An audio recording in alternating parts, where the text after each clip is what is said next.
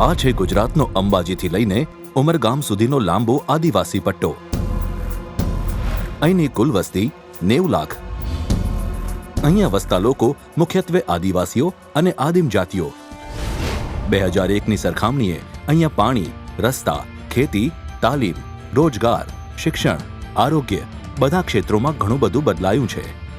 કારણ કે પહેલીવાર ₹15,000 કરોડના જંગી ખર્ચે ખાસ રાજ્યના આદિવાસીઓ માટે ઘડવામાં આવી ક્રાંતિકારી વનબંધુ કલ્યાણ યોજના, જેમાં વિકાસ કાર્યોએ વેગ પકડતા ખરેખર ₹17,247 કરોડના ખર્ચે આ યોજના પરિણામ સુધી પહોંચી, જેના પરિણામો આજે ગામે ગામ જોવા મળે છે અને આગળ પણ જોવા મળશે. કારણ કે આવનારા 5 વર્ષ માટે વનબંધુ કલ્યાણ યોજના હેઠળ આદિવાસીઓ માટે ₹40,000 કરોડની જોગવાઈ કરવામાં આવી છે.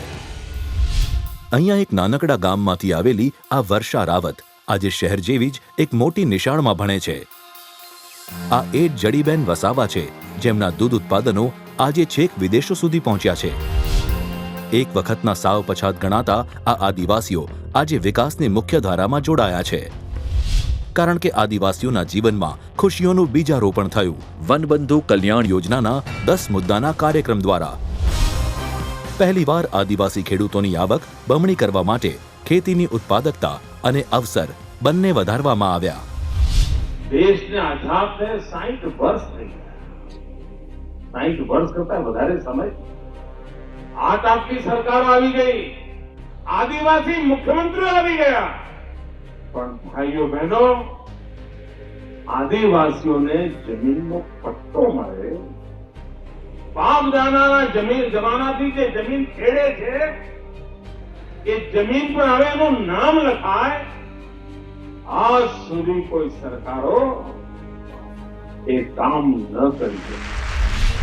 હવે તેમને મળ્યા છે ખાસ 3 પ્રકારના વન અધિકારો. વ્યક્તિગત અધિકારો એટલે કે વનમાં વસતા આદિવાસીઓને વનની જમીન પર રહેવા કે ખેતી કરવા માટેના અધિકાર. આજીવિકા માટે સામુદાયિક અધિકારો, જેમ કે પરંપરાગત રીતે એકઠી કરવામાં આવતી ગૌણ વન પેદાશોના અધિકારો, ગૌચર માટે જમીન ઉપયોગ કરવાના અધિકારો અને જરૂરી જનસેવાઓના બાંધકામ માટે વન જમીનની ફાળવણી, જેમ કે આદિવાસી વિસ્તારોમાં શાળાઓ, દવાખાના, આંગણવાડી, જળાશયો, સિંચાઈ નહેરો, ઉર્જાના બિનપરંપરાગત સ્ત્રોતો, તાલીમ કેન્દ્રો, પાકા રસ્તા જેવા વિકાસ કાર્યોના અધિકાર. વન અધિકાર અધિનિયમ હેઠળ 60,461 વ્યક્તિગત દાવા અત્યાર સુધી મંજૂર થયા, જેમાં 1,20,935 એકર જમીનના અધિકાર આદિવાસી ખેડૂતોને અપાયા. 3,688 સામૂહિક દાવા મંજૂર થયા, જેમાં 8,03,551 એકર જમીનના અધિકાર અપાયા. એમ કુલ 64,149 લાભાર્થીઓને 9,24,486 એકર જમીનના અધિકાર આપવામાં આવ્યા. આપને ગાંધીનગરનો એક ચક્કર કાપવું નથી પડ્યું. આપને ગાંધીનગરના પગથિયા ઘસવા માટે તમારા ચપ્પલ ઘસવા નથી પડ્યા. ભાડા ખર્ચીને ગાંધીનગરના આટા મારવા નથી પડ્યા. નેતાઓના ઘરે જઈને જી હજૂરી નથી કરવી પડી. સરકારે કાયદેસર નવી વ્યવસ્થા ઊભી કરી અને 22,000 નવા ખેડૂતોને ફરી પુનર્વિચારણા કરીને દસ્તાવેજો આપવાનું કામ કર્યું. પહેલાના ગેરકાયદેસર ગણાતા આદિવાસીઓને હવે કાયદાનું પીઠબળ મળ્યું છે.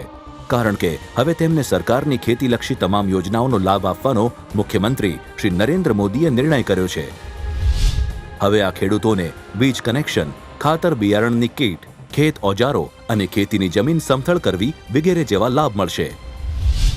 આ પહાડી વિસ્તારોમાં સિંચાઈની સુવિધાઓ ઊભી કરવી એ બીજા વિસ્તારો જેટલું સરળ ને સીધું કામ નથી, પણ આ પડકારને સ્વીકારીને 1.5 લાખ હેક્ટર જમીનમાં સિંચાઈની સુવિધા આપવામાં આવી અને વધુ 1.5 લાખ હેક્ટર જમીનનું કામ પ્રગતિમાં છે. સાથે સાથે વિશાળ જમીન વિસ્તારને ટપક સિંચાઈ સુવિધા હેઠળ આવરી લેવામાં આવ્યો છે. આજે આદિવાસી ખેડૂતોને ઊંચી ગુણવત્તાના બિયારણો મળતા થયા છે. પહેલીવાર જમીનોના સોઇલ હેલ્થ કાર્ડ બન્યા છે. આજે હાઇબ્રિડ મકાઈ, તુવેર, રાયડો, બટાકા અને બીટી કપાસનું લગભગ બમણું ઉત્પાદન શક્ય બન્યું છે અને પરિણામે કિસાનોની પ્રતિ એકર આવક ₹10,000થી વધીને સીધી બમણી એટલે કે ₹20,000 થઈ છે. સાથે સાથે ગામે ગામના પશુપાલકો સુધી દૂધના ડોલચાથી લઈને bulk milk chillers, દૂધઘર, milk testers તેમજ કોલ્ડ સ્ટોરેજીસ જેવી સગવડો પૂરી પાડવામાં આવી છે. 30 લાખથી વધારે લોકોની આરોગ્ય ચકાસણી હાથ ધરાઈ. ચિરંજીવી યોજના હેઠળ સ્ત્રી રોગ નિષ્ણાતો દ્વારા 4.54 લાખ સુરક્ષિત પ્રસૂતિઓ કરવામાં આવી. આજે 11 જિલ્લાઓમાં બાળ વિકાસ અને પોષણ કેન્દ્રો કાર્યરત છે. આજે બાળસખા યોજના અંતર્ગત 93,000થી વધારે આદિજાતિ બાળકોને સમયસર સારવાર આપીને નવજીવન આપવામાં આવ્યું.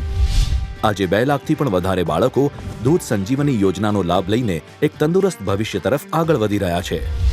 વર્ષોની મહેનતના કારણે આજે ગુજરાતના આદિવાસી પટ્ટામાં સાક્ષરતા દર 62% પર પહોંચ્યો છે. હવે આદિવાસી વિદ્યાર્થીઓ માટે આધુનિક સ્કૂલો બનાવવામાં આવી છે. મેડિકલ પ્રવેશ પરીક્ષામાં આદિવાસીઓની કેટલીક સીટો ખાલી જતી હતી, માટે જ રાજ્યના મુખ્યમંત્રી શ્રી નરેન્દ્રભાઈ મોદીએ તાલુકા મથકે રાજ્ય સરકારના ખર્ચે વિદ્યાર્થીઓ માટે સ્પેશિયલ કોચિંગની વ્યવસ્થા કરી છે. હવે આદિવાસી બાળકો પણ વિદેશમાં જઈને અભ્યાસ કરી રહ્યા છે અને આંતરરાષ્ટ્રીય કક્ષાએ પોતાનું નામ ઉજ્જવળ કરી રહ્યા છે. આજે 31 આદિવાસી યુવાનો અરબ દેશોમાં વાર્ષિક ₹4 લાખથી વધુ પગાર મેળવી રહ્યા છે. હવે અહીંયા શિક્ષણના પ્રવાહની જેમ જ છેક રસોડા સુધી શુદ્ધ જળ પ્રવાહ પણ પહોંચ્યા છે. 2001માં અહીંયા માત્ર 3.9% ઘરોમાં પાણીના ઘરગથ્થુ જોડાણો હતા અને તે આજે 46% ઘરો સુધી પહોંચ્યા છે. અને આખા આદિવાસી વિસ્તારોને 12માસી રસ્તાઓથી જોડવામાં આવ્યા છે. જ્યોતિગ્રામ યોજના દ્વારા આજે દૂર દૂરના તમામ આદિવાસી ગામો 3 ફેઝ અવિરત વીજ પુરવઠા સાથે ઝગમગતા કરવામાં આવ્યા છે. આજે આશરે 4 લાખ જેટલા ઘર વિહોણા આદિવાસીઓના માથે પાકી છત બંધાઈ છે. પરિવર્તન માટેની એ જ મજબૂત ઈચ્છાશક્તિ, દ્રઢ મનોબળ અને 2020 માટેના મહત્વકાંક્ષી દ્રષ્ટિકોણ સાથે આવનારા 5 વર્ષમાં ₹40,000 કરોડની વિપુલ રકમ દ્વારા ગુજરાતના આદિવાસીઓના જીવનને હજુ વધારે ઊંચાઈએ દોરી જશે. નરેન્દ્ર મોદીના નેતૃત્વમાં આપની આ સરકાર.